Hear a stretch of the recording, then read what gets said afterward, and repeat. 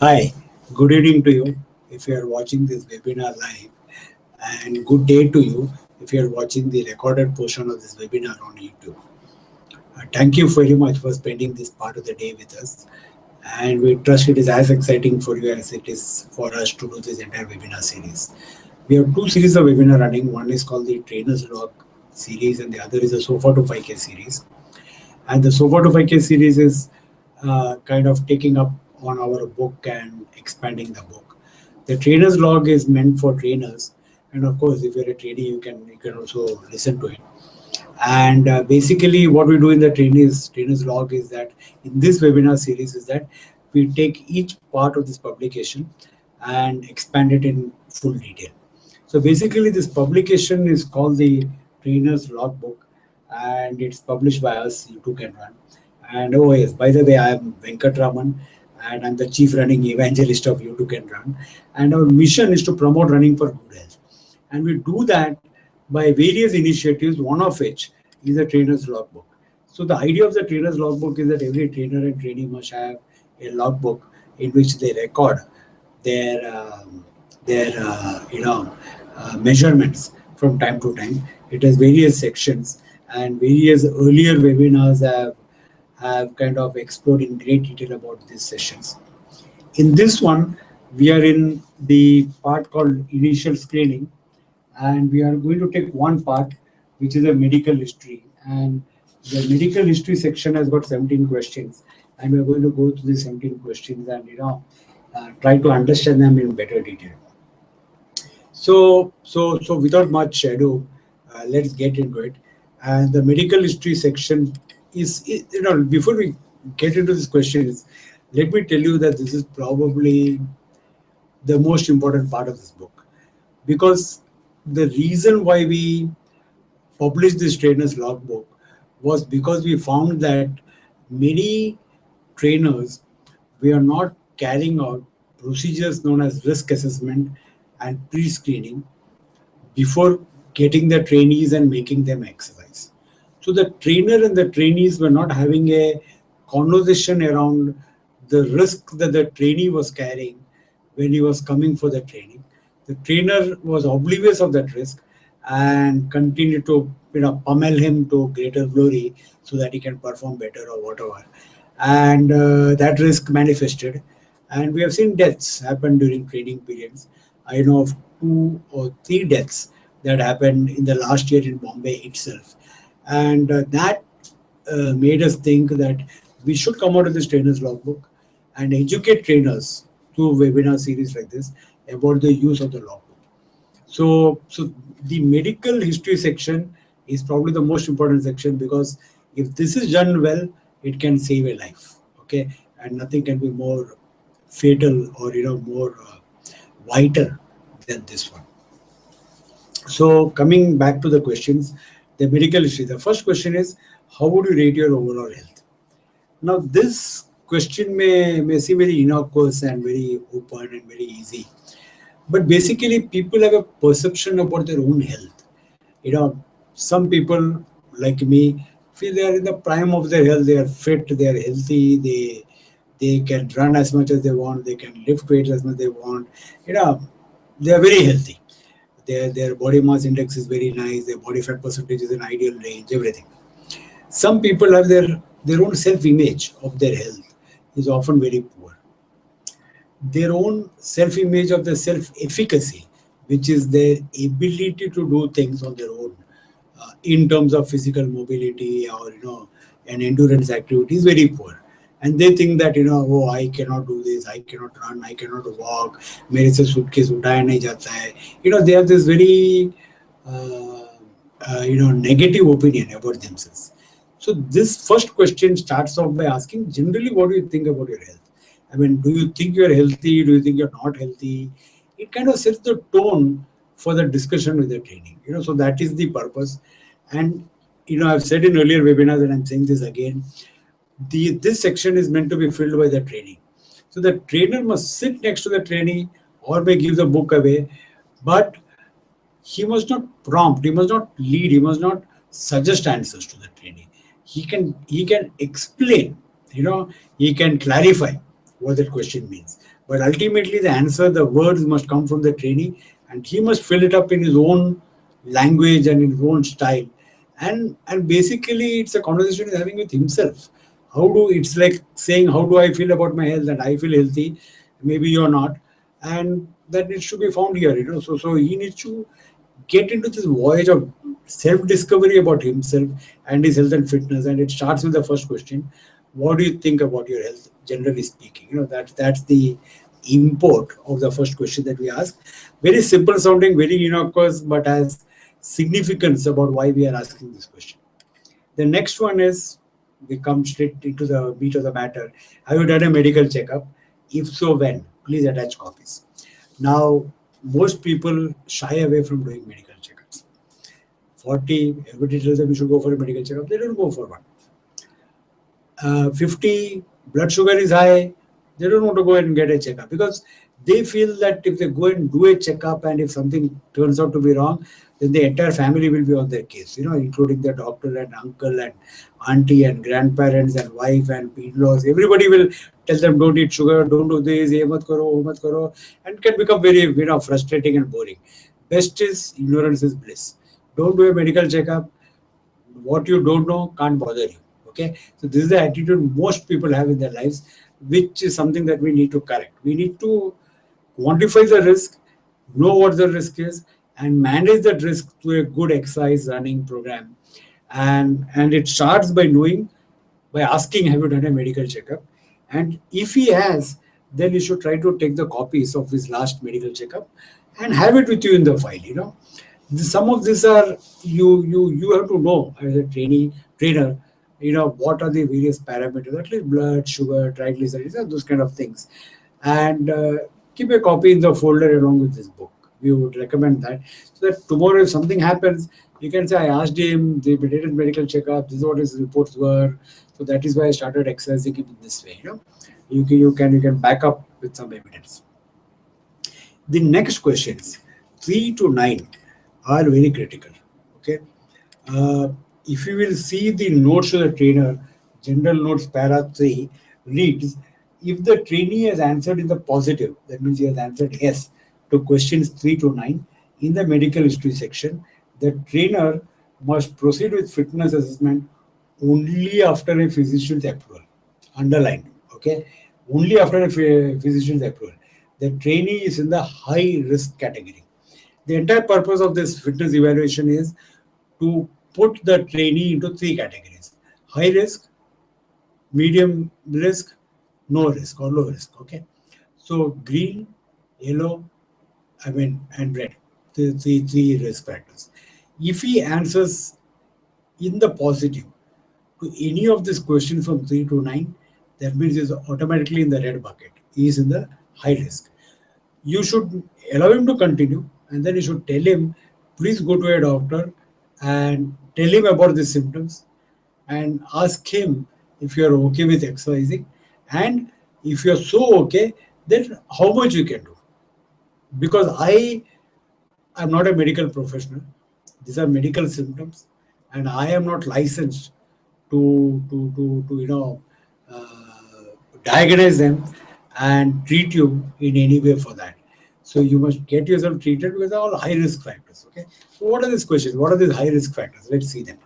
So question number 3 is, do you have any known cardiac heart issues that will prevent you from exercising? Easy. So, oh, मेरा ECG बराबर नहीं निकला था, I didn't go again, or whenever I had to take this foreign insurance, people are going on vacations abroad, they have to take medical insurance. I had to take an ECG, and he said there is something, but I got the insurance. So something like that, can come up. So if he says yes, high risk. Do you have any pulmonary, lungs, breathing issues that will prevent you from exercising? So again, I have asthma, I have COPD, that is chronic obstructive pulmonary disorder. I have sneezing fits, I have allergies, whatever they are. Let him answer. Next question number 5. Do you have diabetes, high sugar levels? So what is high sugar level is again given here. High sugar level is, up to 125, 100 to 125 is called pre-sugar. Above 125 is called high. So do you have diabetes or do you have high sugar levels? Do you have, if you have said yes to them, then obviously it should be referred to a doctor.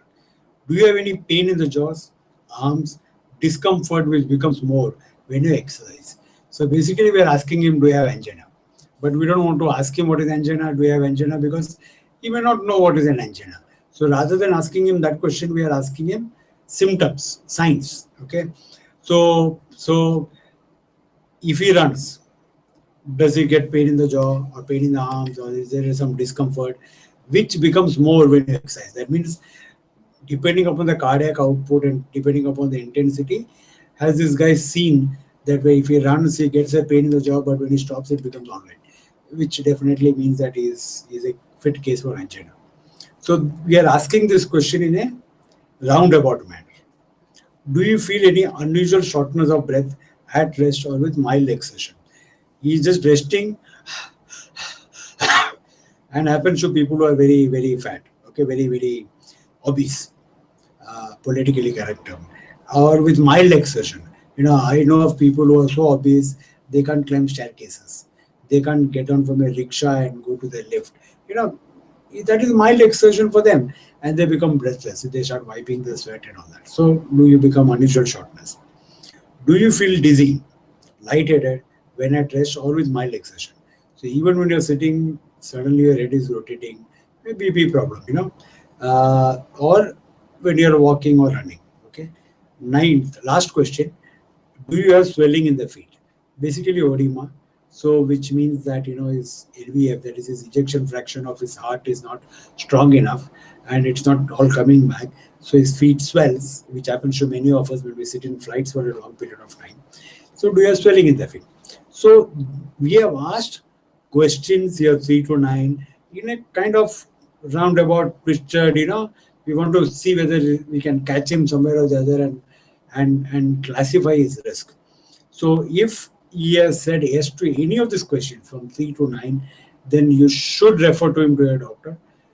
You are not competent to start him on the route to exercise unless these questions are answered in the negative. After that, we come to more questions about his medical condition, which are not so critical, but are necessary to know. Have you had any recent surgeries or fractures?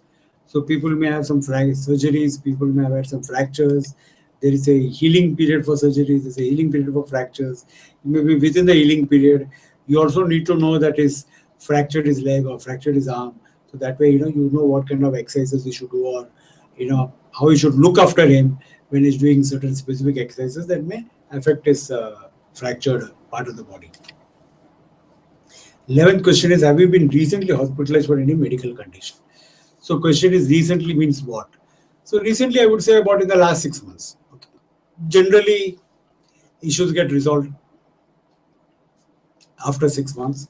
But if he has been recently hospitalized, then he should know what he was hospitalized for. Maybe an accident, maybe a viral infection, maybe dengue, maybe malaria, maybe typhoid, whatever may be the cause of the hospitalization. You should know that he was hospitalized, and consequently whether he's taking any medication. Do you have arthritis, joint pain, chest pain, low back pain, asthma, bronchitis, seizures, or any such condition? Now, this question is again a trick question, because we are asking questions that have been asked earlier. But the idea is to, present the challenge in more than one way to the trainee so that you get correct answers. So if somebody says, no, I don't have any joint pain, chest pain, but answers in 6, that is, you have pain in the jaws, that means he is contradicting himself. So you can catch him. Or somebody says, no, I don't have any low back pain, but says that, do you suffer from any medical condition? And he doesn't mention it there, but here he says, no, I have low back pain. Then again, you can, kind of trap him and double check, is this. Are you on any medication? So what? You should know what medication is, and different medications have different influences on exercise physiology. And if you're not cognizant about it, then you might do something that is contraindicated for that medication. So you should know what is the medication that he's taking. We come to the next page, question number 14. Has your doctor ever said that you have a heart condition and that you should only do physical activity recommended by a doctor? Aha, trick question. We come back again to whether he has a heart condition or not. So we are asking the same question 3 times, in different ways. 15. Do you have a bone or a joint problem that could be made worse by a change in your physical activity? So earlier we asked about surgeries and fractures. Now we are asking about bone or joint problem. We asked about back pain. We are asking about bone or joint problem. So again, the idea is that the trainee must apply his mind, and he must answer faithfully to whatever is the situation. The 16th question, the second last question, is your doctor currently prescribing drugs for your blood pressure or heart condition? Again, a trick question. So we are asking him, do you suffer BP? Now we are asking him, are you on medication for your blood pressure? So sometimes people don't know. They say, oh, kuch goli deta hai, I am taking one tablet. But it's all right. My blood pressure is all right. They're in self-denial. And that is what you don't want. You don't want somebody in self-denial, answering this wrongly, coming to you, and then you having a medical emergency in your hands. So that is why we are doing this. The last question: do you know of any other reason why you should not do physical activity? Pregnancy could be any other reason, and of course there is another blog that we have written about pregnancy and running, or maybe faulty vision. So anything like that. That do you know of any other reason why you should not be doing this activity? This is a kind of general concluding, omnibus question, that kind of all-encompassing question. So basically, this 17 questions in section B of medical history are probably the most important questions that you will ask the trainee. The trainee will answer of his own volition, freely and willingly. So do buy the book if you're a trainer. We will have links to the shop, our e-commerce shop, where you can buy this book, and do uh, feel free to ask us questions. This webinar is being conducted on Google on the air, and if you're online, then you have a chat window on the right where you can type questions and ask me questions, and I will most willingly answer them. If you're seeing this webinar in the recorded version on YouTube, then feel free to post your comments below this YouTube video, and we will most willingly answer them. Thank you very much once again. Please do consider buying the book if you're a trainer, and please do subscribe to our channel, because we continuously intend to keep coming out with very instructional, very easy, very simple, but very beneficial videos for the furthering the cause of running for good health. Thank you very much.